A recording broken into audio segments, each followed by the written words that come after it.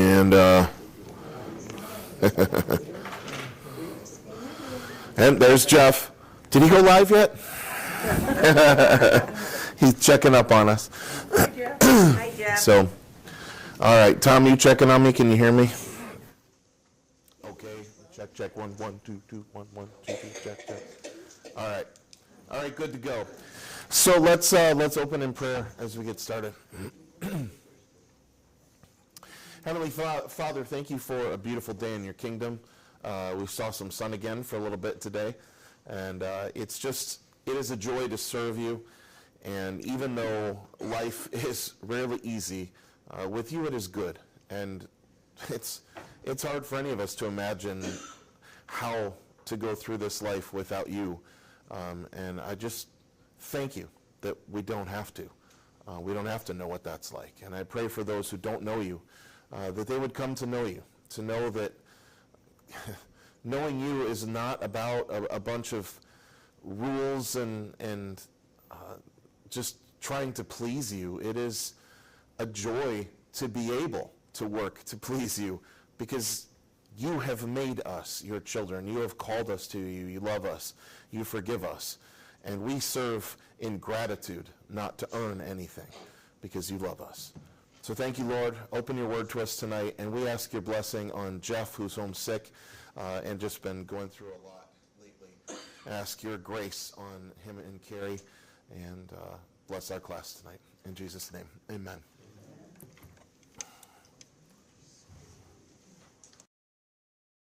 Okay.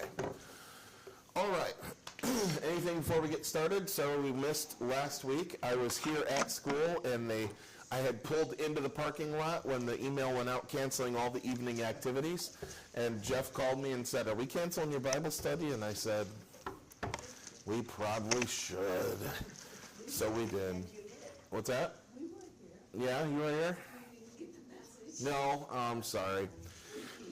I was just told today that the book fair will be in here the next 2 Mondays. So my plan, I don't know what we're going to do, but we're going to still have class, and we'll still be here at school, and maybe the cafeteria, and maybe the Weiss room. I don't know exactly where we'll be, but we will be here, so you still come here at 6:30, and you'll find me somehow. I just found that out a couple hours ago, so I haven't talked to Joel or Jeff yet. So, all right, we're in the book of Hebrews, chapter 12, New Testament, Bible. And if you remember, last week we got a little ways into 12, so I'm going to back up and just read. I think we did at least the first 2 verses. Therefore, since we are surrounded by so great a cloud of witnesses, let us also lay aside every weight and sin which clings so closely, and let us run with endurance the race that is set before us, looking to Jesus, the founder and perfecter of our faith, who for the joy that was set before him endured the cross, despising the shame, and is seated at the right hand of the throne of God. Now I remember, I think we only got through the first verse and a half. So again, the cloud of witnesses, contextually, calling back to chapter 11, is about the example, not the literal people who have died in the faith surrounding us, but their example surrounds us, and we are of many. And so we're encouraged by their example, but we look to Jesus, the founder and perfecter of our faith, not to those who've died in the faith. But interesting, looking to Jesus, the founder and perfecter of our faith, who for the joy that was set before him endured the cross. Wow. Yeah, I mean, well, I don't think it's saying the cross is joy, but Jesus knew what the end game was. Jesus knew he was going to the cross to save us. And that was the joy that allowed him or encouraged him to go to the cross, endure the cross, despising the shame, and is seated at the right hand of the throne of God. And then it goes on. Oh, Judy. My thing says, He is accomplishing our eternal redemption and His glorification at the Father's right hand, is what the joy was. The joy. And yes, he is. Read it to me again so I can say it with you.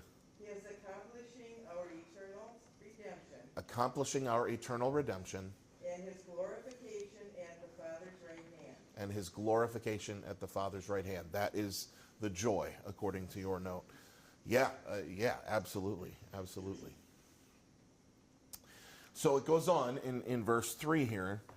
Now, I have another section subheading in my Bible, even though the first two verses had their own subheading, Jesus, founder and perfecter of our faith. Now, starting in verse 3, it says, do not grow weary. So this is what we call an exhortation. An exhortation is an encouragement and a charge. It's go forth. Go forth with joy. It's both. That's a benediction, a blessing, an exhortation is an encouraging command, an encouraging charge. So, starting in verse 3, consider him, Jesus, who endured from sinners such hostility against himself, so that you may not grow weary or faint-hearted. Now he's talking again to an audience that is being persecuted for their faith. The persecution they're enduring is largely social, peer pressure, ridicule, go back to, why don't you just compromise? But they were also enduring some physical persecution. Some of them were being attacked. Some of them were being beaten. Maybe, possibly even killed. So what he's saying basically is, I know this is difficult for you, but consider Jesus who endured from sin. Consider what Jesus bore. And look to that. Don't feel guilty. Look to that as your encouragement. Don't grow weary or faint-hearted, because Jesus did this for you. And now he's going to take it another step farther and go with a little bit of guilt mixed in here. In your struggle against sin, you have not yet resisted to the point of shedding your blood. So what he's basically saying is, and he's saying it almost, I don't want to say passive aggressive. He's doing it in a very exhorting way, but he's basically saying, look, I know this is difficult for you, but remember, Jesus went to the cross for you. He was crucified. They put nails through his hands and his feet, and he pierced his side for you. So I know it's really hard when your Uncle Joe says you're following a cult, but you ain't bleeding yet. Jesus said they're going to hate you, so you're getting a little hate. I know it's tough. It's not easy, but could be worse, right? And have you forgotten the exhortation that addresses you as sons? My son, do not regard lightly the discipline of the Lord, nor be weary when reproved by him. For the Lord disciplines the one he loves and chastises every son whom he receives. I want to carry on with this, and then I want to talk about it. Verse 7, it is for discipline that you have to endure. God is treating you as sons. For what son is there whom his father does not discipline? If you are left, verse 8, without discipline, in which all have participated, then you are illegitimate children and not sons. Besides this, we have had earthly fathers who disciplined us, and we respected them. Shall we not much more be subject to the Father of spirits and live? For they, our earthly fathers, disciplined us for a short time, as it seemed best to them, but he disciplines us for our good, that we may share his holiness. For the moment, all discipline seems painful rather than pleasant, but later it yields the peaceful fruit of righteousness to those who have been trained by it. All right, there's a lot here, and this is a very difficult thing, and we may move on, and that's fine, but if we spend the whole time talking about this, that's okay too, because this is difficult for all of us. How do we know when the Lord is disciplining us? How do we know why the Lord is disciplining us? How do we know the difference between Satan attacking us and the Lord disciplining us? How do we know the difference between the consequences of our sin and God teaching us a lesson? How do we know what the lesson is if God is teaching us? If God is disciplining us, what is the end game? We have lots of things we say in this life because we love to play the game of, I'm going to give you a word, it's called theosophy. I want to make sure I got it right. Theophany? Theosophy. Theophany? Crap. It's either theosophy or theophany. I think it's theosophy. I might have to look this up in a second. Yeah. Theosophy, if I'm right. I'm going to look this up really quick. I don't want to give you the wrong word. I teach you a new word and it's the wrong one. That's pretty bad. Theosophy. Okay. Yes. Theosophy. So, osophy, like philosophy, is knowledge of. Philosophy is the knowledge of brotherly love. I don't know what that has to do. No, it's not. It's the love of knowledge. So, philos is brotherly love. Sophia is knowledge. So, philosophy, philosophia, is the love of knowledge. That's why philosophers, they love to think, right? That's what drives us all crazy, right? Like, stop thinking for a second here. I can't follow you. So, theosophy is, theos is God. That's what theology is, the study of God. Theosophy is knowledge of God. Theosophy is a sin. When we practice theosophy, that is when we are claiming to know the mind of God. Okay? So when people say things like, well, what have you heard? Remember when the Hurricane Sandy wiped out New York City? It was because of, what was it then? I think it was homosexuality. His judgment on homosexuality. I think the same thing happened with Hurricane Katrina. It was God's judgment on AIDS. And the World Trade Center, that was God's judgment on the arrogance of Americans, and et cetera, et cetera, et cetera. People always practice, that's theosophy on a grand scale, but on a smaller scale, we also do this where, God God gave you this disease to teach you something, to slow you down. God made you sick to slow you down and teach you something. God's making you go through this because whatever doesn't kill you makes you stronger. You'll be stronger for it. We try to find the silver lining in things. But what we do is we end up going too far and we speak for God. And so it's very easy to recognize it in others. It's very difficult to recognize it in ourselves. When someone says, for example, I know there's no God, because if there was a God, he wouldn't allow children to get cancer. That's theosophy, right? I believe, Pastor, I know you don't believe that there's a rapture. Pastor, I know you believe in baptizing babies, but I just believe that my God would X, Y, Z. That's theosophy.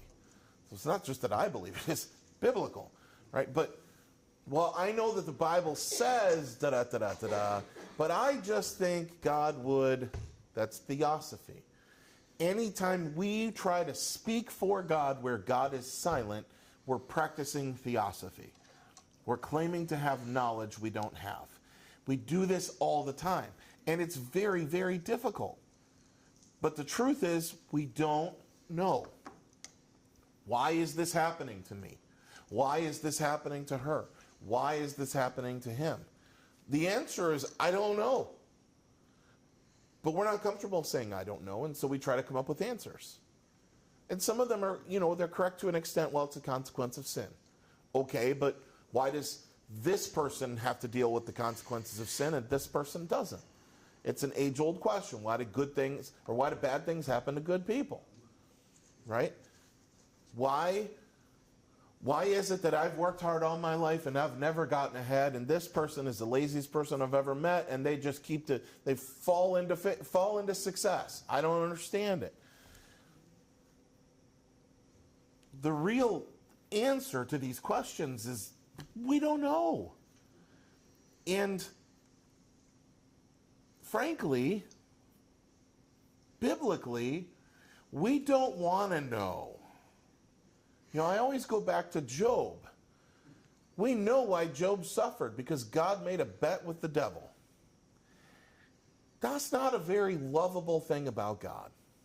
That's not a very likable thing about God. That makes God kind of hard to like. So we kind of gloss over that a little bit, because that makes us uncomfortable. But if you're reading it, that's exactly what happened. Is God says, you know, I love my people. Satan goes, yeah, you give your people blessings, and so they follow you, they worship you. And God says, no, look at my man Job. He has great faith. And Satan says, well, yeah, of course he's got great faith. He's got everything. He's rich, he's married, he's got kids. And God says, that's not why. And Satan says, oh yeah? I'll bet you if you let me take all that away, he'll curse you. God says, that's not going to happen. Satan says, want to bet? And so God goes, yeah, sure. What? Are we comfortable with that God? That's our God. So, and then, you know, the rest of the story of Job, all this stuff happens. At the end of the deal, at the end of the book, towards the end of the book, Job finally kind of loses it. He doesn't curse God, but he demands an answer. Why is this happening to me? God, why? How can you let this happen? Because he's got these great friends who come along and they practice theosophy. And they tell him, no. God wouldn't punish you unless you deserved it. So you must deserve it. Another one comes along and says, no. God only does this to discipline, so you must have a lesson you have to learn. And they come and they speak for God, and they give all these reasons. And Job's like, this is ridiculous. I don't have anything to learn. I don't have any sin that I haven't repented for. I don't deserve this in any way, shape, or form. God, how dare you do this to me? And God shows up. Oops. God shows up and says, who do you think you are? And for like 11 chapters says, were you there when I hung the stars? Were you there when I filled the oceans? Were you there when I figured out how deep this trench was and this lake was? Were you there when I figured out how tall to make this animal and how short to make this animal? Were you there when I designed the caterpillar to turn into a butterfly? Were you there? Who do you think you are to question me and ask me why? The book of Job is a tremendous example of why it is ludicrous of us and sinful to try and explain God to make him more comfortable. When someone is suffering through anything and they come to you and they say, why is this happening? Please don't try to answer that question. Here's the truth. I don't know. I don't know why this is happening. It stinks. I know God's promises are still true. I know God's still there with you. I wish it wasn't happening to you, but I don't know why. And that's the truth. Because right here in Hebrews, he's saying when bad things happen to you, God's disciplining you. Okay. But don't we also believe that some things are an attack from Satan? But nothing happens unless God allows it, because he is all powerful. So God is at the very least allowing it to happen. And that can be really difficult to accept about God. But God's not worried about that. God's not sitting up there going, oh gee, I hope they accept me for who I am. God's up there going, I'm God. And no matter what else you think, I love you. And I've saved you. You are mine. You're not going to understand all this. You don't need to understand all this. Just trust in me. But that's tough. That is tough for all of us. And it should be tough. We should wrestle with those things. It doesn't prove or disprove anything about God when bad things happen to good people. But we have assurance that he is there with us through those things. You know, when I do a funeral sermon, when I talk to people about grief, you know, God doesn't, how I use the phrase sometimes, faith is not a force field. You know, faith doesn't keep us from suffering. There are a lot of people that think, well, you know, this person has such strong faith, how can these things happen to them? You know, I don't have such faith, it should happen to me. That's not how it works. God says, I send rain on the just and the unjust. It doesn't work that way. And so, I forgot where I started on that one. Anyway. Yeah, funeral, I'm sorry. Funeral, I mean, this didn't happen, as far as we know, this didn't happen because we all deserve death. God didn't take that person away. Death stole that person away. But God took that person back from death. And so when we say, how could God allow this to happen? How could God take him? How could God take her? How could God take a little child? We're only seeing, and again, I've lived this, I'm not saying it's easy, but we're only seeing with our temporal eyes. It's not fair that this person lost out on life. But this life is just a drop in the bucket of eternity. And so God took that person away from this life and the suffering of this life and has rescued them into eternity. And so in that sense, you know, when, Elder Rolf, when Elda died, and Jean Zessen came out after the funeral, and I said, hey, Jean, and she said, you know, I'm so jealous right now. And I totally understand that. And you know, at this point in time in my life, am I jealous? There's a little part of me, but mostly no, I'm not ready to go yet. Most of us aren't ready to go yet, but some of us are ready to go, and some of us are jealous. That jealousy, that does make sense, because we look at the tragedy of a life lost, but we're missing the mercy of a life saved. And again, I don't think it makes it necessarily, well, I don't think it makes it easy. It might make it easier, but it doesn't make it easy, but it helps. It helps. Because the thing about a funeral is, it's not about the person that's lost anymore. We think it is. It's about us left behind. Because we're the ones that have to figure out how we're supposed to go on without them. I saw Judy and then Ron. Well, I know what Elda would say. She'd give it to us and say, listen, this is what it's all about. So, you know, straighten up. She would, yeah. She would be like 12 and 13 here. Yeah. Get your act together. Get your act together. Yes, Elda would definitely tell us. Yep. Yeah, Ron. Well, I think we also cover the fact that we compare ourselves, the unbelievers, to those that don't even know why things happen in this life, good or bad. Yeah. We can take comfort. I mean, those folks, they're up in there, they don't know what's going on and why or whatever, so at least we have some comfort in this, that good or bad, all things work together for good. Yeah, I love that. All things work together for good. I mean, that's the good or bad. We at least know the hope of the end game. Because if you don't have Jesus, you don't have the hope. Now you're left without the answers and the hope. We don't have the answers either, but we've got the hope. And it's that sure and certain hope. You know, and that's, you know, when I lost my son, you know, all those questions that everybody has flood in, you know, why him, why now? You know, when he was 3, we thought he was gone. He had stopped breathing and been resuscitated 3 or 4 times, including by Heidi, who still has that traumatic memory.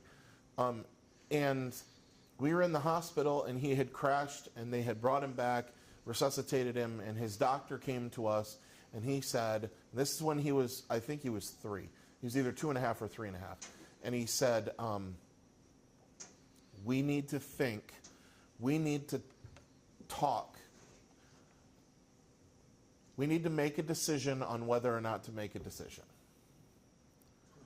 We need to think about having a conversation on when we're going to stop bringing him back.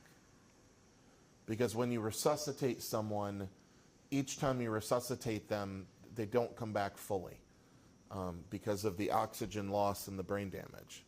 And so each time you bring someone back, they're a little bit diminished. And so we didn't have the conversation about it, but we basically had the conversation about needing to have the conversation. That's what I was trying to say. And we thought we were going to lose him. We were convinced we were going to lose him. And then God healed him. There was our doctor, who is a non-practicing Jew, came to us and said, medically, I can't tell you why he has recovered. But you guys know why he has recovered. So, so God gave him back to us. Well, then when he died, he was 6.5 years old. He still had cerebral palsy, but he was healthy. He hadn't been sick. He hadn't been having any struggles. And then he was just gone in his sleep. And it was like, why? Why now? We went through this. You gave him to us for 3 more years, and now he's gone. But ultimately, what I had to deal with, and I'm not going to speak for Heidi, but for myself, what I had to come to terms with was I didn't want to know why. There is no reason why I don't have my son anymore that would satisfy me. Do you understand what I'm saying? It's possible that God knew his CP was going to get worse. Maybe he was going to have some seizures. Maybe his pain was going to increase. And so God rescued him from that. Maybe that's it. Maybe there's mercy there. But I don't know that. And so I can't just decide that in my head. Maybe he was supposed to take him 3.5 years earlier, and he answered prayers and gave us 3 extra years. That's still not satisfying to me. That's great, but it's not satisfying to me. There's no answer that God could give me. And any of you that have those questions of why, there is no answer that anyone could give you that would satisfy that question of why. Even if you knew exactly why. Well, I don't like that. I don't agree with that. So why is the wrong question? The real question we need to ask is how. How am I going to go on? How am I going to deal with this? How am I going to recover? How am I going to continue preaching hope when right now I feel hopeless? How am I going to continue preaching joy when I feel complete and utter despair? And those are the questions when we suffer grief, when we suffer loss, that we have to ask ourselves is, and not just ourselves, that's when we have to ask our pastors and our friends and our family, because you don't want to do this alone. How am I going to do this? And the answer is with God's help and with the help of us. The church, your friends, your family. Ron. But then, as human as we are, is it wrong to conclude ourselves personally, apart from convincing others, to say, oh, this is a sign and I accept this is the reason, so I can be at peace and go on?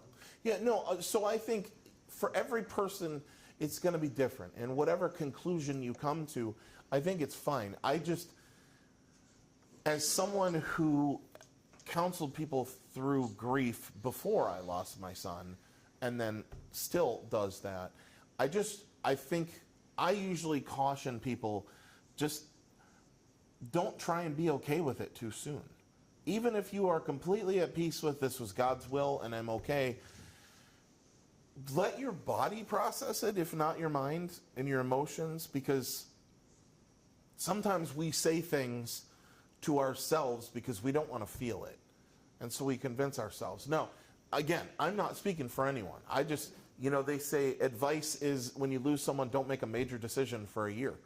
And that's really good advice because you're not thinking straight for a lot of that time. So anyway, I mean, everybody deals with grief in their own way, and there is no right or wrong way to grieve. And if you yourself come to terms with this and have a strong faith reaction response to this, that's great. But you can't demand that of anybody else. And that's not what you were saying. Yep. Anybody else? Ruth. I can say one thing. Okay, one thing. I'll allow it.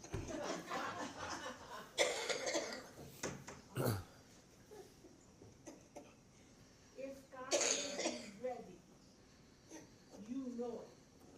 And Yeah. you can act accordingly. God has me in a certain spot. And he tells me what to do. Maybe, Sure. and so he says, okay, you're ready to go. I'm ready to take you anytime. Maybe this year, maybe next year. But that time has nothing to do with him. Yeah. And so he says, get your mind ready for what you are preparing because you're going better than what you ever have been before. Yeah. And when you hang on to that and have that attitude, you can suffer pain, but it doesn't hang on. Yeah. No, that's beautiful. Yeah. I can't speak to that. I haven't had. You will only know when God But is yeah. ready for that. Yeah. And not before, because before Sure. I never was ready for anything. Now Yeah. I am. Yes. Yeah. Yeah. Just knowing when God has you ready, you'll know it. Yeah. And your attitude changes Yeah. completely. Elaine, did you have your hand up? Did I see that with my peripheral vision? No. Okay. All right. Good. So anyway, obviously this was we took it away from this high idea of do not regard lightly the discipline of the Lord. And I want to go back to that. We want to be careful to not speak for God. We want to be careful to not be absolutely convinced that we know why something is happening or what God is going to bring out of it. Because sometimes what we think God's bringing out of it, he does a complete 180 and he takes us in a completely different direction. And that can be really cool because what God commands, he means it as a blessing. And God does work all things together for the good of those who love him. And we don't always see those terms. But what he is saying here, he's not making a statement that every time you suffer, God is disciplining you. But he is saying, think about it this way. Right? So when you're suffering, this is sort of a whatever doesn't kill you makes you stronger. Now, I don't love it when people say whatever doesn't kill you makes you stronger, but it is true. It's just that sometimes whatever doesn't kill you breaks you down completely, but if you survived, there you are, and you've learned. And we learn, it is a sad thing about human life, but it's true, we learn a whole lot more through our failures than we do through our successes. We learn a whole lot more through our struggles than we do our successes. And so that's all he is saying here is understand when bad things happen to you, understand that God is going to see you through it and there is a purpose behind it. Again, not necessarily that God caused this to happen, but God is going to work something through it. There have been, there are all kinds of examples. There are people who have survived, escaped a serial killer. I don't know how a person survives that and then how they go on with life. I don't know how they can ever get over that trauma, but they do. There are women who have been raped, and that child has ended up being a blessing. I don't know how they look at that child. I don't know, but it has happened. There have been, I can't remember if there's anybody in here, but I've met some people who were, Leo's story, were supposed to be aborted and didn't and survived and have gone on to live long lives. I don't think God causes those horrible things to happen, but God can bring good out of them. Right? And so we want to be careful about making those definitive statements, especially in regard to someone else. Don't tell someone else, well, you're going through this because it's all part of God's plan. No, God has a plan for you, and God is still going to see his plan through in spite of this. But be careful not to tell people that their suffering is God's plan, because I don't think that helps. Go ahead, Ron. Bear with me. Yes. Looking at the discipline thing and Yeah. all those challenges, I suddenly think, is it necessarily something, this discipline is what we view as a discipline or a hardship. Maybe it isn't at all. How are we acting it? So what comes to mind is Jonah. Yeah. Even that what God threw at him, it wasn't in any way a hardship or a discipline, or was it? You know what I'm saying? So Sure. even the things that we are called to do daily, we might see as hardship or discipline. Yeah. They asked me to do this. Yeah. Very, very true. So I'm Yeah, broadening a little bit. I'm kind of jumping to extreme examples. Yeah. He's talking about enduring the ridicule and persecution of others. It's different from death, cancer, all of that stuff. He's not talking specifically about this, but I think we transfer into these bigger things. He's specifically saying, you are struggling because of your faith. God's going to use that to grow your faith. It's discipline. Understand, too, we often confuse discipline with punishment, and that's part of where I was going to kind of circle around to. When we think discipline, we think spanking. We think punishment. But discipline is just creating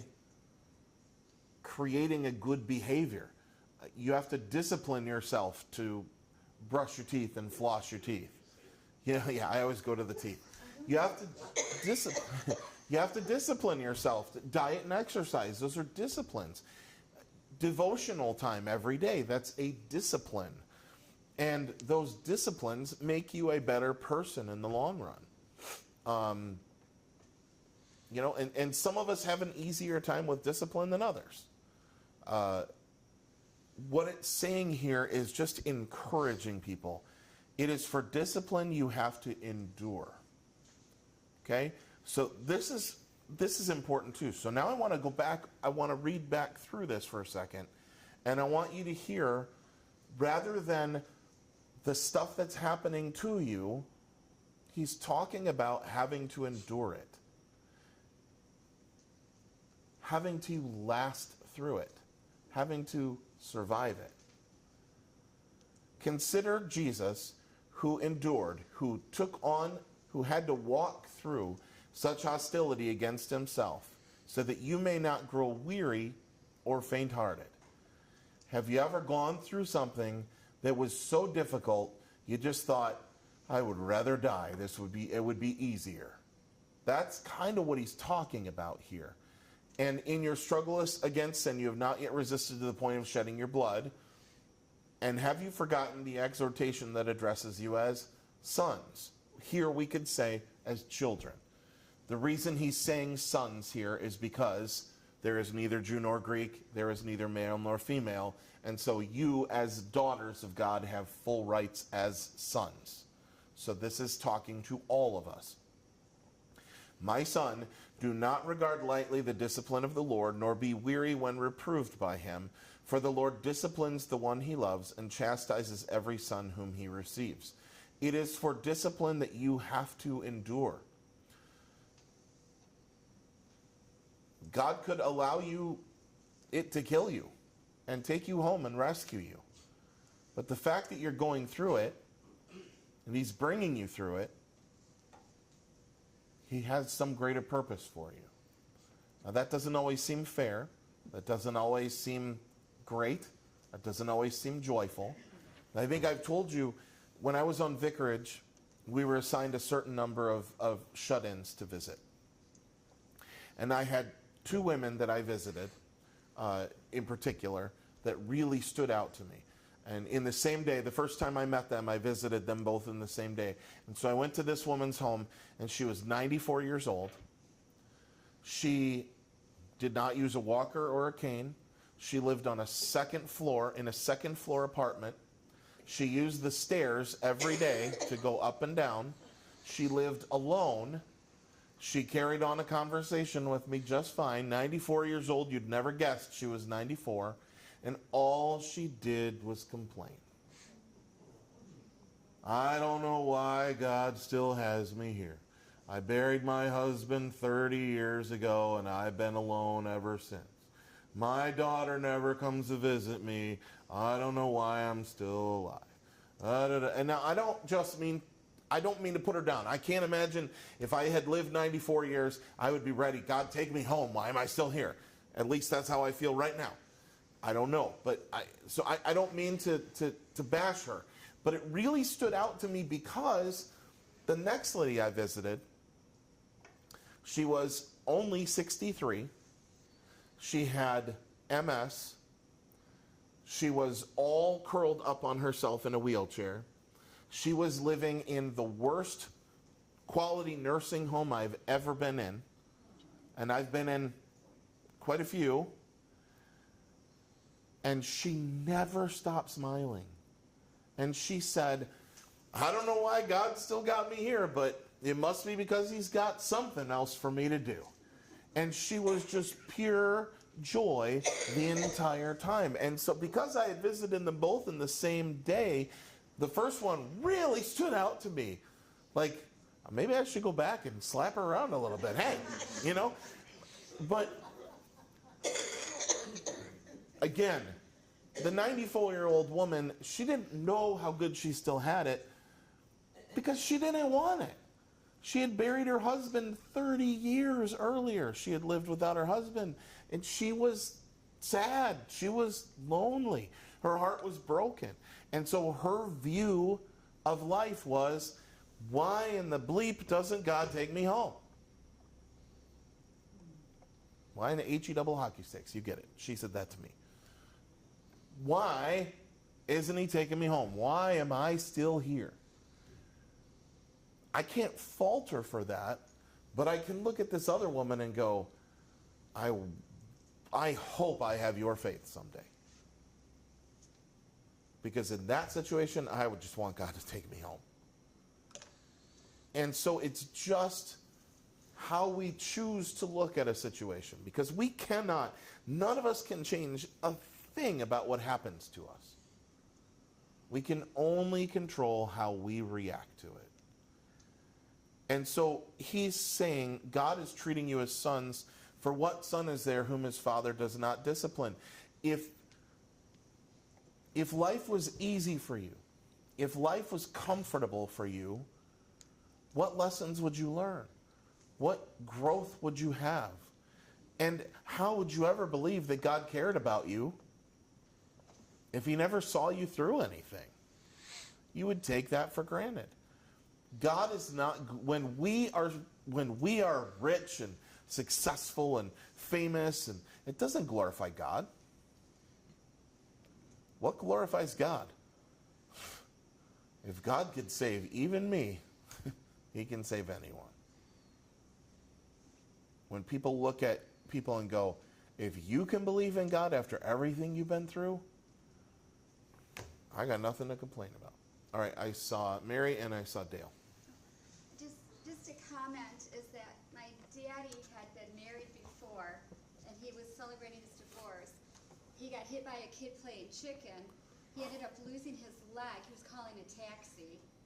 He lost his leg, but as a result, he was 13 years older than my mom. It was my mom who just graduated from high school.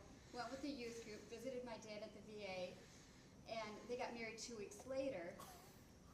And my dad had written, the newspapers had interviewed my dad a lot for various things.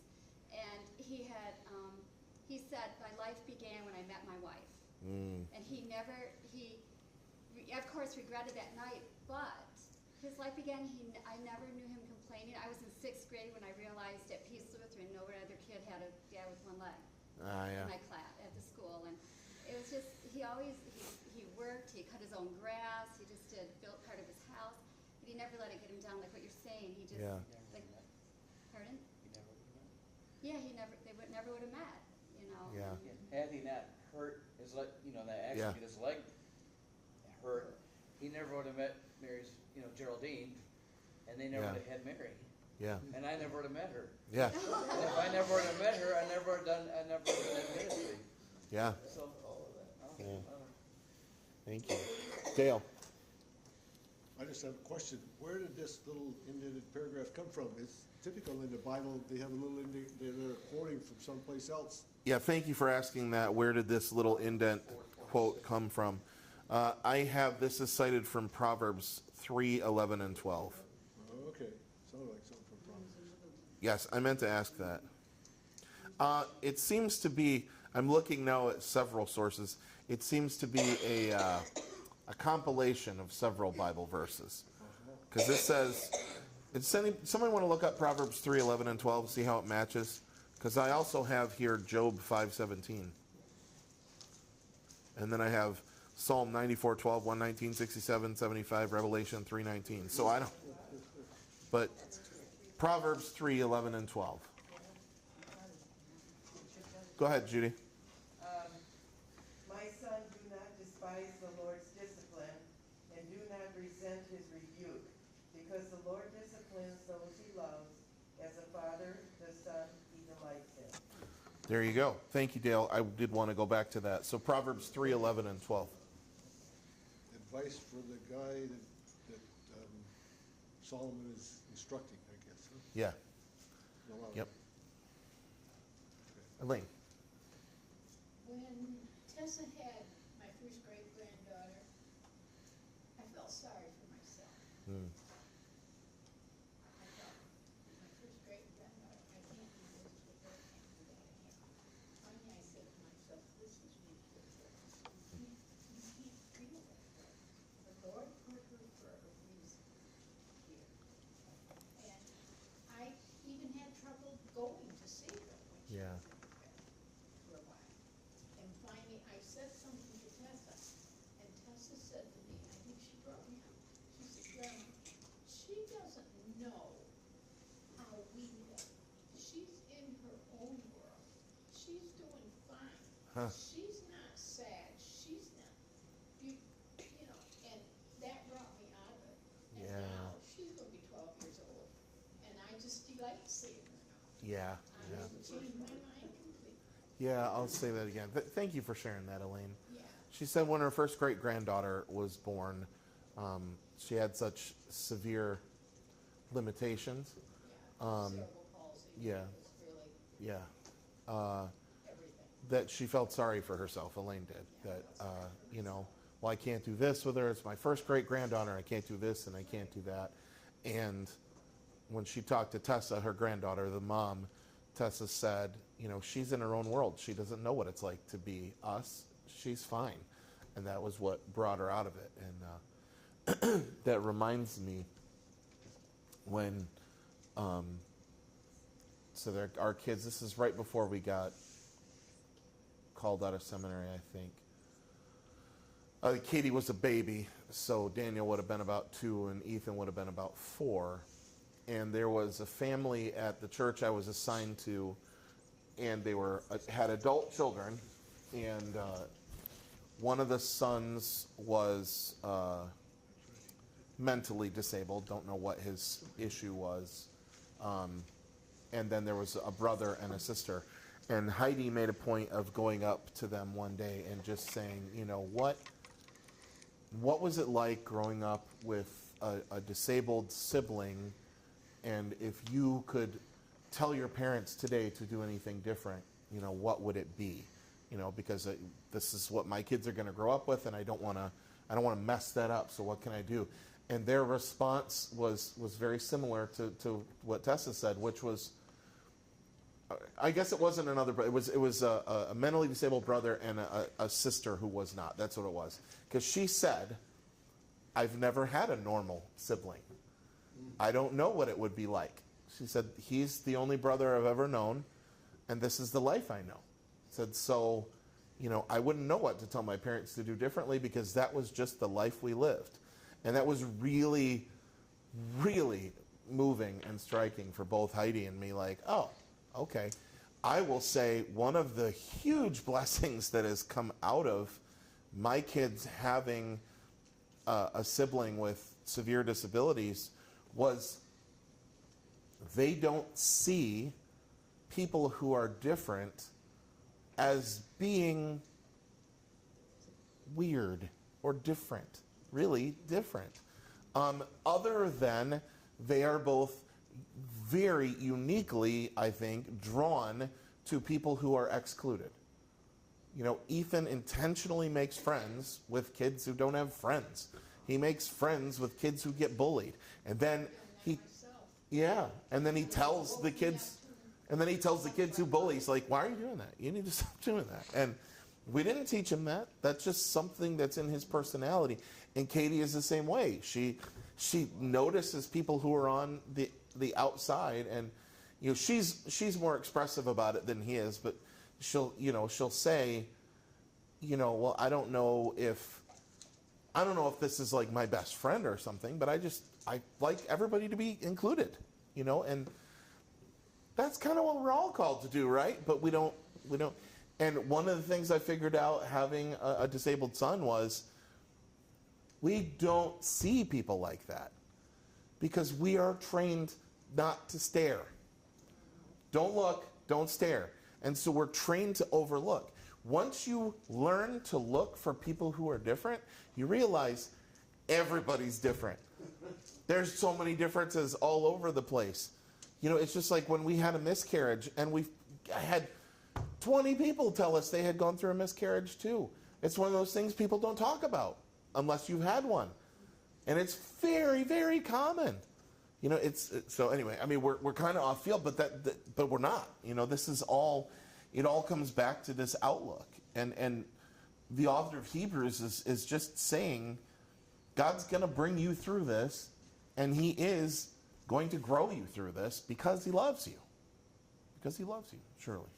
Well, and in the Bible and the different books, it says to always thank him for when something goes wrong. Yeah. To give thanks to God even when things do not go our way, when things go wrong. Yeah, to give what is it? Give thanks in times of blessing and in, I don't remember. Yes, Ruth. When you get old, you think you're going to suffer a lot of pain. I have pain, but somehow God takes care of it. Yeah. I don't explain that because I can't. But he takes care of the pain and gets me through it, period. Well, that's awesome. So you don't have to worry about that. Okay. When old people, they're suffering all kinds of pain, I don't understand that. Because all you have to do is tell God about it. And Yeah. he takes care of it. I think so. I understand that, what you're saying, but I think we all have our own struggles. I think you can get wrapped up in what's wrong too much. But pain is pain. And be thankful that you don't struggle with a lot of pain. I do think God gets us through things, but different people have different pain tolerances, and different people deal with different chronic things. So I think we just want to be careful judging somebody else and what they're going through. But I appreciate you saying that. God sees us through. I preached a sermon one time here, and I said, and I talked about how hard, the first part of the sermon was about how hard my life has been. And then I used the exact same examples to say how blessed I've been. because it really does matter how you choose to look at it. You could look at my life from the outside and say, gosh, you've had it really tough, Pastor. You could also look at my life and go, gosh, Pastor, you've really been blessed. And what's the truth? Both. For all of us. Right? All right. Anybody else? Like I said, if we spend the whole time on this, that's fine. It's a lot here. If you are, verse 8, if you are left without discipline in which all have participated, then you are illegitimate children and not sons. Ouch.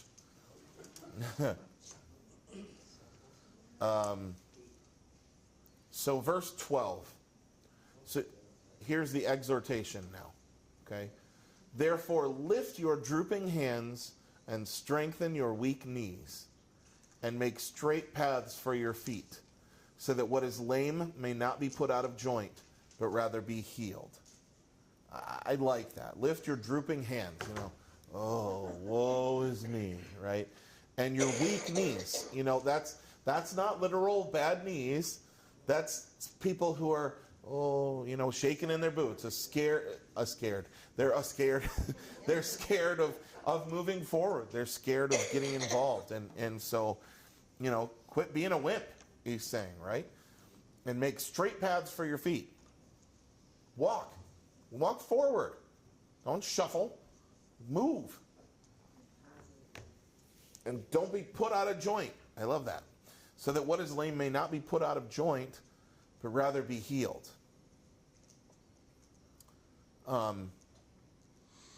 That's good too. Make straight paths for your feet so that what is lame may not be put out of joint, but rather be healed. Anybody who's ever dealt with an injury, even a minor injury, you stub your toe or you twist your ankle, and what happens? You end up overcompensating and you get pain elsewhere in your body, right? And he's saying, don't do more damage, just move forward, be healed in life. Run. I wouldn't have guessed this, but the commentary here has a little different. It talks about spiritual things too. Yeah. It says, call for upright conduct that will help rather than hinder the spiritual and moral welfare of others, especially the lame who waver in the Christian faith. I mean, he's using physical imagery to talk about spiritual things, but that's exactly it. I mean, when I talk about being people of hope, what I mean, and when I'm preaching that or when I'm saying that is, and I'm preaching it to myself as well, but what is the witness that we're giving to other people? What is the example we're setting for other people? If all we ever do is complain about how terrible we have it, how bad our life is, what happened, this happened, and then this happened, and it's so awful, why would anyone be interested in what we have? Right? Why would I want to worship your God? Why would I want to have your religion? Why would I want to go to your church? Why would I want your life? Your life sounds awful. Now, I'm not saying we don't have seasons where our life is pretty awful. But and I also want to say, don't fake it. You don't have to pretend you've got it all together. That's not what I mean. But you can be someone who says, I'm not okay. I'm really struggling. I'm really having a hard time. It hasn't beaten me yet, but life's just really hard right now. But that's very different from someone who says, oh yeah, typical me. It always happens to me. I go out the other day and I get splashed in a puddle because of course I did. That's different. That's a bad attitude, right? And so, you can still be a person of hope and be real, right? You don't have to be, that's why I say you don't have to be silver linings person. You don't have to be rose-colored glasses. You don't always have to be like, life is beautiful. But also don't be, life is miserable. Ron. That's why you say we belong to a hospital for sinners. Yeah. And the point is, we checked ourselves into the hospital. We checked ourselves into the hospital. I like that. I like that a lot. That's good. Yeah. Yeah. So yeah, I mean, so that's it is how it's your perspective and how you choose to look at things. Yeah, Nancy. I have this, Phyllis knows this lady too. We have this friend who's gone through horrible stuff. She is the cheeriest person I know. She always says, Yeah. and I think when I'm complaining, I tell her I really shouldn't be complaining because look at her. She's just happy all the time and she cheers me up. But there are people really, I mean, she has such a strong faith and she loves God so much and she's hoping she can live long enough to go to her grandson's wedding. That's what her hope is now. Yeah. And I just think, if I keep remembering her and how God works in her life, I don't have to get misdirected on things that drag me down. Yeah. It helps. Yeah. Judy. It reminds me of the 23rd Psalm, and it talks about walking through, not standing in the middle. Yeah. And feeling worse, but get Yeah. to the other side so you feel a little better, at least with the Lord. Yeah, and I think that is great imagery, and I've heard that, I've taught that, and yea though I walk through the valley of the shadow of death. Don't try to sprint through the valley of the shadow of death because you need to walk through it, but also you're gonna get through it. You're moving through it, and God's I will fear no evil because thou art with me. God's with me through it. What was I going to say? Yeah, so you know what I'm saying. There's a difference between the people who are always positive and it's phony. And I don't want you to be that. I want you to be real. But then there are the people who are always negative, and it's like, are you really going through all of that all of the time? Because how are you alive? And there are people in life that you kind of reach a limit on sympathy for because they're always going through a crisis or an emergency. And it's kind of like if they're not going through a crisis or an emergency, they don't know how to do life. And so that just gets really tough to be around. And that should never be us. We are people of hope. Not people of rose-colored glasses. We're not naive. But also not people of blue-colored glass? I don't know. Right. Trust and obey, for there's no other way. There you go. Be happy with Jesus Christ. Trust and obey. Trust and obey. That's my mother used to sing that all the time. All right. 14. Did I miss anybody's hand? Okay. Strive for peace with everyone and for the holiness without which no one will see the Lord. Strive for peace with everyone. That's not a challenge at all. And for the holiness without which no one will see the Lord. So do you call that a putting on? I can feel awful at home, Yeah. but when I get to church, I come alive, I'm happy with awful people, and Yeah. when I go home, well, then I start feeling tired again. But it's getting out among people that really helps. Yeah, and I think, I love that we live stream our church services. I love the people that ministers to, and I never want to shame anybody for worshiping with us online. But there's also nothing that can replace being together in person. The same with being here with you in this Bible study. We couldn't have this interaction and this interplay if everybody was online and I was sitting in an empty library. I know because I did that for a while. And it's very different. I heard a stand-up comedian say he did a virtual show during COVID, and he said, I wanted the people behind the camera to laugh, and they're like, well, we're not supposed to laugh. And he's like, please! Like, I don't know what I'm doing without laughter, and it's, we have to, we are social creatures. And I know that there are introverts and there are extroverts, but nobody is purely introverted and nobody is purely extroverted. If you want to know if you're an introvert or an extrovert, it's not about whether you're shy or not. It's where do you feel energized and where do you feel exhausted. If you're in a crowd of people, maybe not strangers, you could be with a group of your friends, does that make you feel exhausted or does that make you feel energized? If you get your energy there, then that is an extroverted quality. If you feel energized when you spend time by yourself, being with other people exhausts you and you have to go by yourself to recharge, that's introverted. But there's nothing wrong with either of those things. And some people are exhausted being by themselves. They need to be in company. That's an extroverted quality. It has nothing to do with being a type A personality or an entertainer or being shy. It's not that at all. We're all part introvert and part extrovert. It has to do with whether you're energized or tired, exhausted.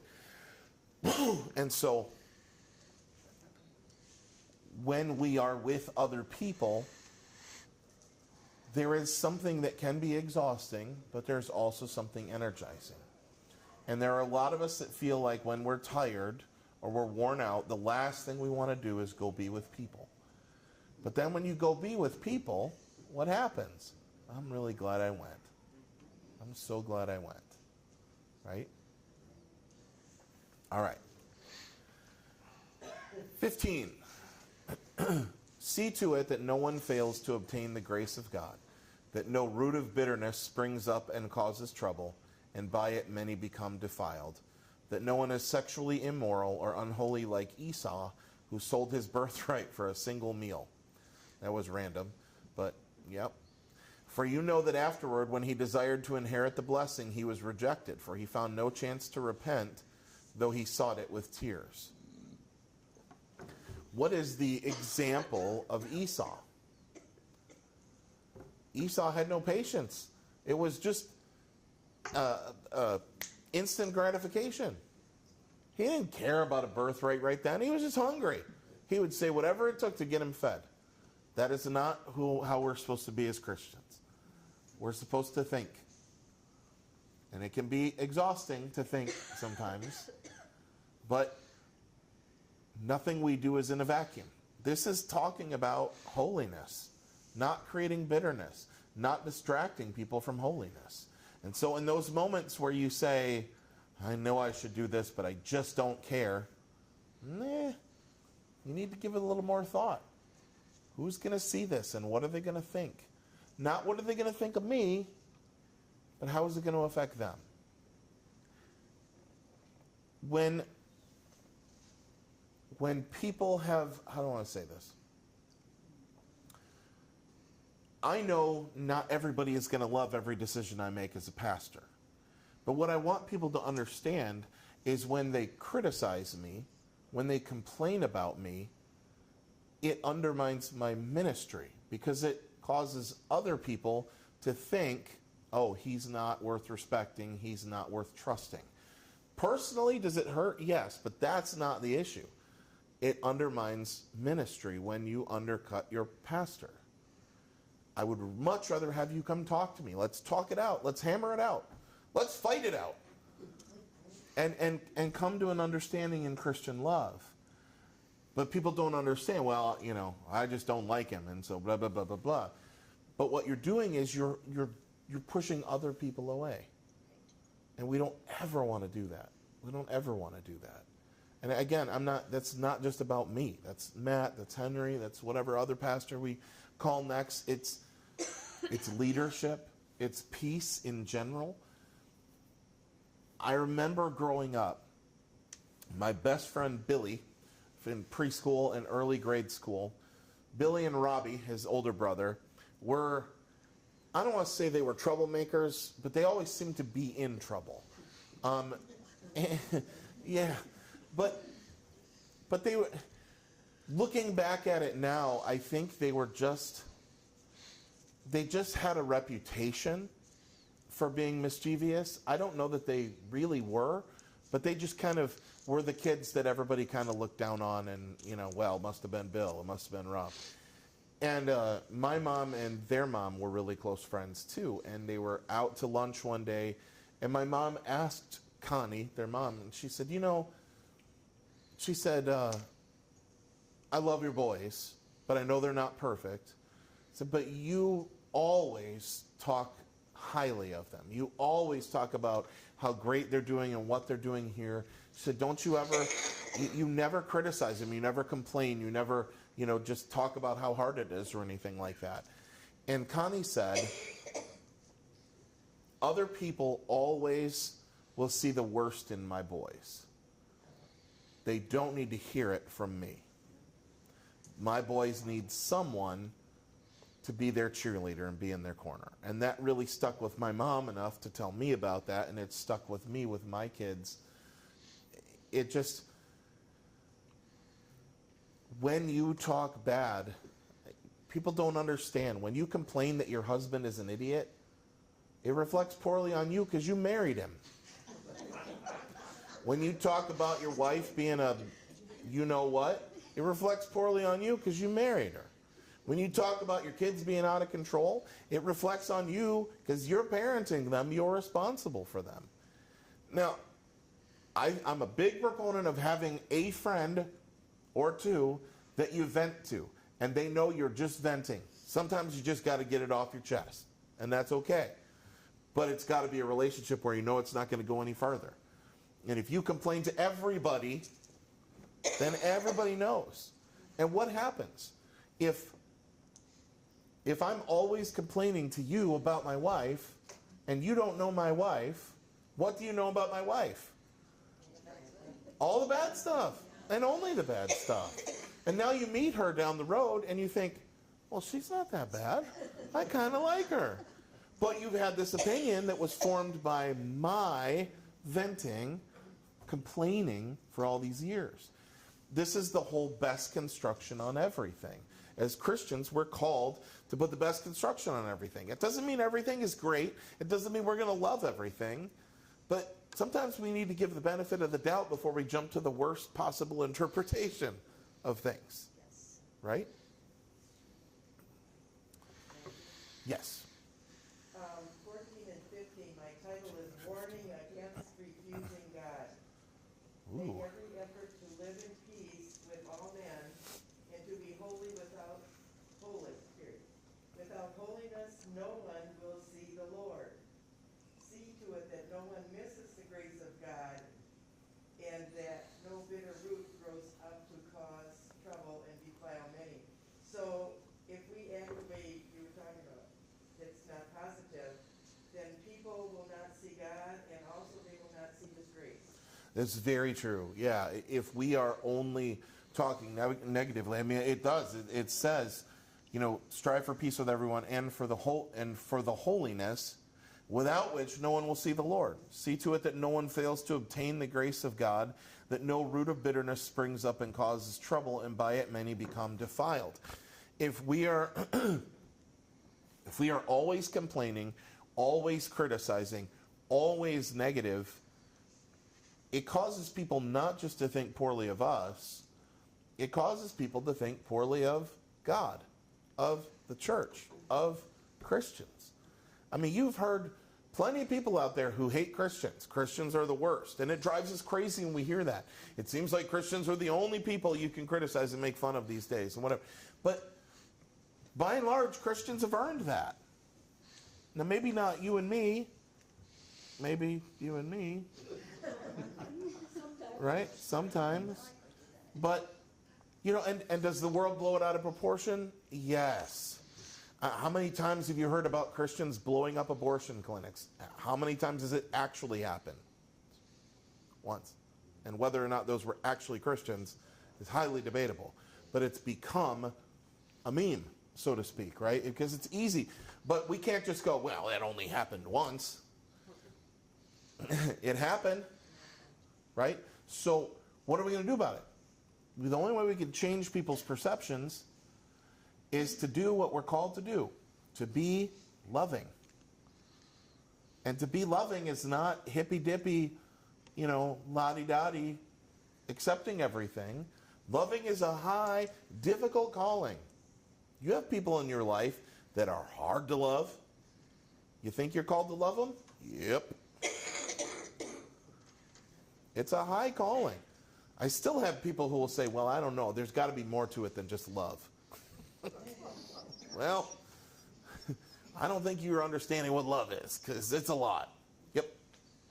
Back to what you were saying about somebody criticizing you, you'd rather them come to you.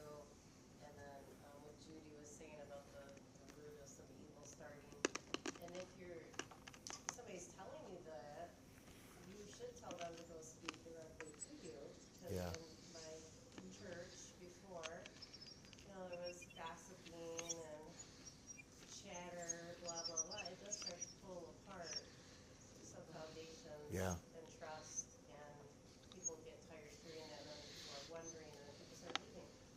It's very true. I don't know that if there is a more destructive sin in the church than gossip. It divides churches. It destroys churches. It can ruin careers and lives, and it's not. And I think part of it is it's so insidious because we treat it as not a big deal, or we justify it as, well, it's not gossip. I just thought you should know. Or, oh, that's know. just so-and-so, they always complain, but Yeah. they should be complaining to the person that can make a difference, or Yeah. help them to understand, rather than to the followers. Yeah. Yep. Very, very, very good point. All right. So where are we?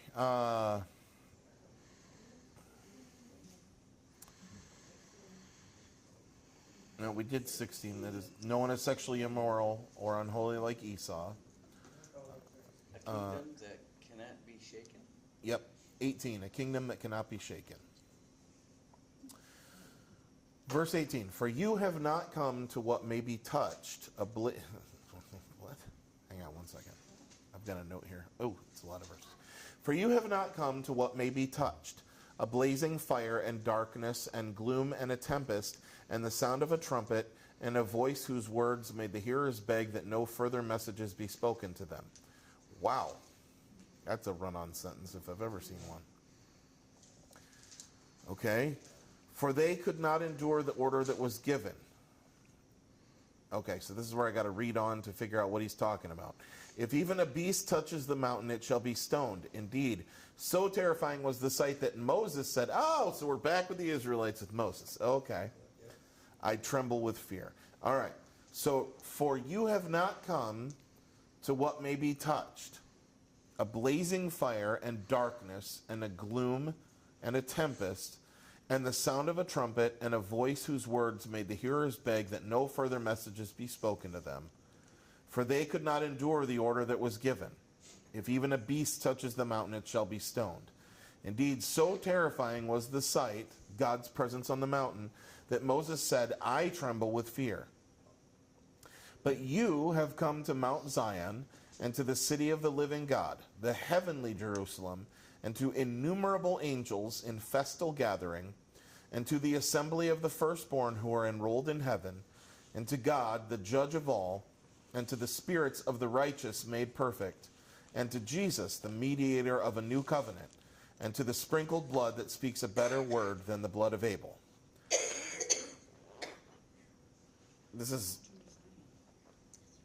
This is where it's tough for us who aren't steeped in that Israelite culture to understand, what is he talking about?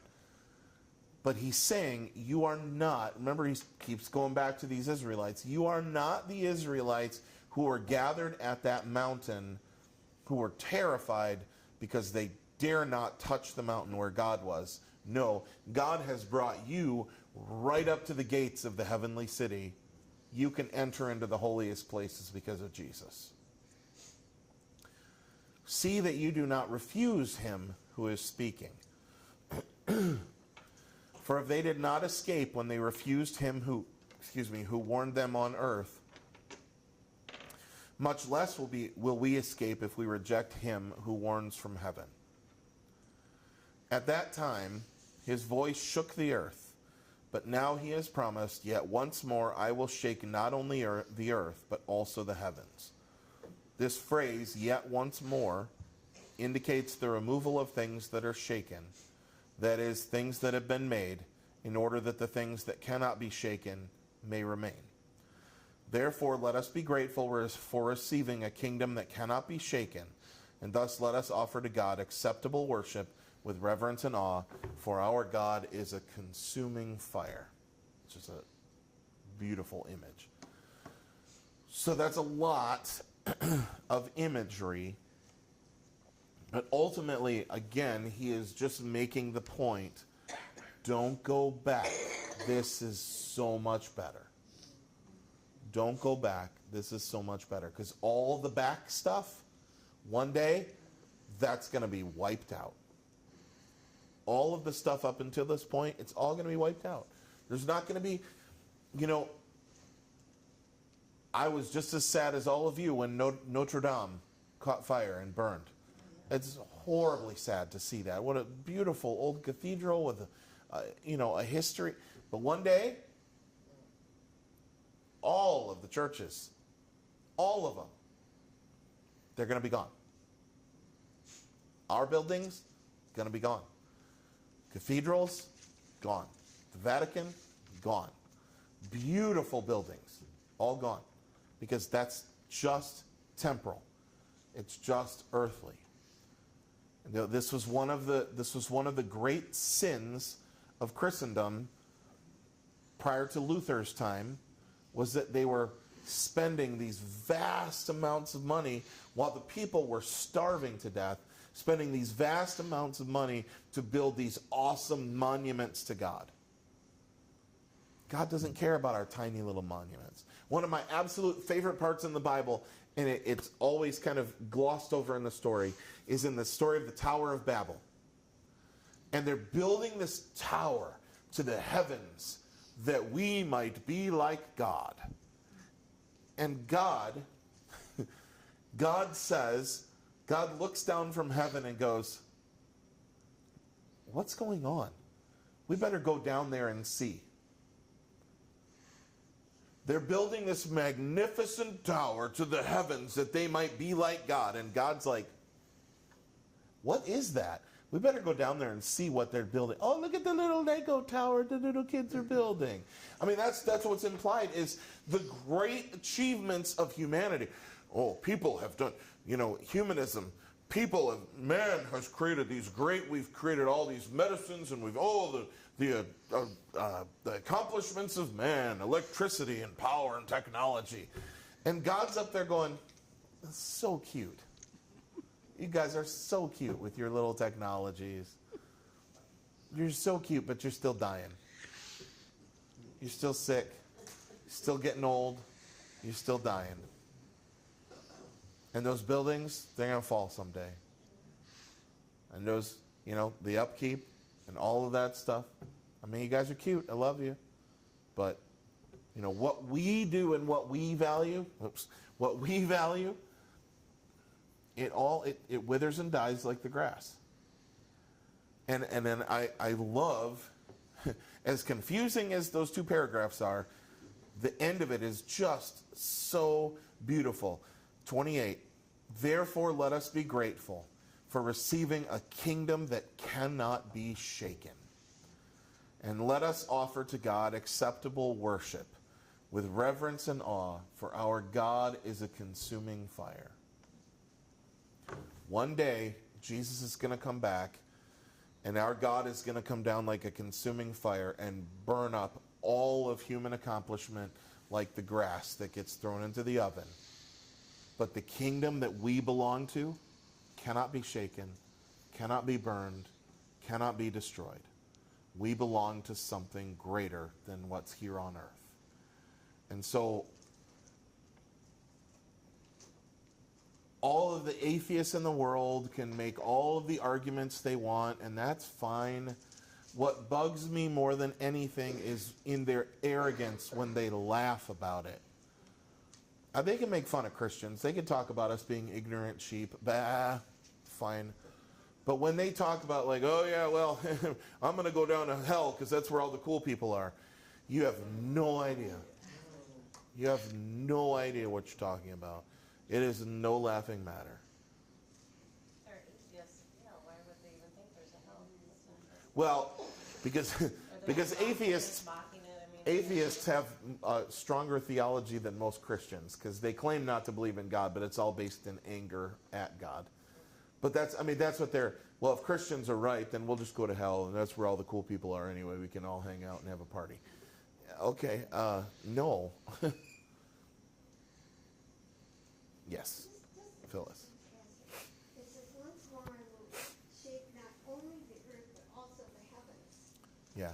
Heavens. Yeah, so, Our heaven's not heaven. well, No. when God says that on the last day everything will be burned up, and there will be a new heavens and earth. So yes, shaking even the heavens, and even where he lives, everything is going to be remade. Everything is going to be remade. I've got to look that up to find where that is, but it's a new Jerusalem, a new heaven, and a new earth. Everything's recreated. Because the idea that we die and go to heaven and live in heaven forever is not biblical. That's what we have taken and made it. And it's easier to talk that way because it gets confusing. But our domain will be on the new earth where we'll be able to go back and forth between heaven and earth. God will dwell with us. We don't know a whole lot about it, so it's kind of confusing, but it's also awesome. So, Leo. Talking about a new heaven and a new earth, I think when I was growing up, when I was a Catholic, one of the explanations I was given is that the reason why there's going to be a new heaven is because heaven, as we know it now, was the first place where sin happened when Satan, or Lucifer, went against God because he thought he was God, and that's when God cast him from heaven. And that was one of the explanations I was given. How does that relate to Lutheran theology? Yeah, the Bible doesn't specifically say that, so I would say that's more of a logical explanation than a biblical explanation. I have heard that. The Bible doesn't specifically say that. I don't know if I would quite go with that. Nancy, I think you had your hand up. Nancy, did you have your hand up? Oh, I'm sorry. Ruth. The Bible doesn't tell us much about heaven specifically, so why do we always have to find an answer for that? Just take what God says, that's it. Yeah. Well, we're curious, and we want to know. Nobody came back from heaven and told me what That's to do, true. so- That's true. Yeah. And I usually tell people, as long as God has me here, I'm satisfied. But if the president had me here, I would complain and like. I like that. As long as God's got me here, I'm satisfied. But if the president had me here, I would complain. Yes. Dale. I thought we were all gonna go to the New Jerusalem, which it says I just looked it up, Revelations, 12,000 stadia cube, big enough to hold everybody and then some. Yeah. So Isaiah 65:17. For behold, I create new heavens and a new earth, and the former things shall not be remembered or come into mind. And then Isaiah 66:22. For as the new heavens and the new earth that I make shall remain before me, says the Lord, so shall your offspring and your name remain. 2 Peter 3:13. But according to his promise, we are waiting for new heavens and a new earth in which righteousness dwells. And then Revelations 3:12. The one who conquers, I will make him a pillar in the temple of my God. Never shall he go out of it. And I will write on him the name of my God and the name of the city of my God, the new Jerusalem, which comes down from my God out of heaven, and my own new name. And then Revelations 21. Then I saw a new heaven and a new earth, for the first heaven and the first earth had passed away, and the sea was no more. And I saw the holy city, New Jerusalem, coming down out of heaven from God, prepared as a bride adorned for her husband. So what does all that mean? But everything will be remade. And so it will be, it's like hitting a giant reset button when Jesus comes back to the time when before there was sin, but without sin forever. One of my favorite. Yeah. When your computer doesn't work right. Yeah, that's right. Control-Alt-Delete. God hits Control-Alt-Delete. Yeah, and we all go back to default, factory default. One of my favorite passages, I'm going to have difficulty remembering right now. I think it's in Elijah. But he talks about this new, on the mountain I will prepare a feast of fine food, of well-aged wine and food full of marrow. And it talks about God wiping the tears away from their eyes like in Revelation. And there will, death will be no more. Whether we are living on earth, in the New Jerusalem, in Eden, in heaven, traveling back and forth, however that's going to work, and we don't understand it, however that works, it will be magnificent. I've said this, you've heard me, it's 8 o'clock, gosh. Leo. The witnesses, my brother was a witness, and they used to teach, I don't know if they still do, that when they say new heaven and new earth, because if everybody good is in heaven and everybody's bad is in hell, Yeah. Why do we need earth? Right? Yeah. So they believe, or at least they did, I was told that what they interpret it as to be, we know that they're usually wrong, but but that earth, the new earth will be heaven. Heaven and earth will combine, and that the heaven as we know it will be on earth, the perfect earth. And that, of course, leads into the 144,000. Yeah. The Jehovah's Witnesses they base all of their beliefs off of a bad translation of the Greek New Testament. So, yeah. Another logical explanation for interpreting. No, I just know it's going to be awesome, and we got to wrap up. But I'll say, I've often gotten asked by kids, well, what are we going to eat in heaven? And I always say, I don't know if there'll be Brussels sprouts in heaven. Just because, I don't know if Brussels sprouts are from the devil and so they won't be in heaven, or if Brussels sprouts will taste like steak when we get to heaven. Either way, it'll be awesome. So, I don't know. I don't know, we don't know what it's going to be like. What we know is no more sickness, no more pain, no more death, no more tears, no more faith, because our faith will be sight. And that's going to be amazing. So let's close in prayer. Father God, thank you for your word.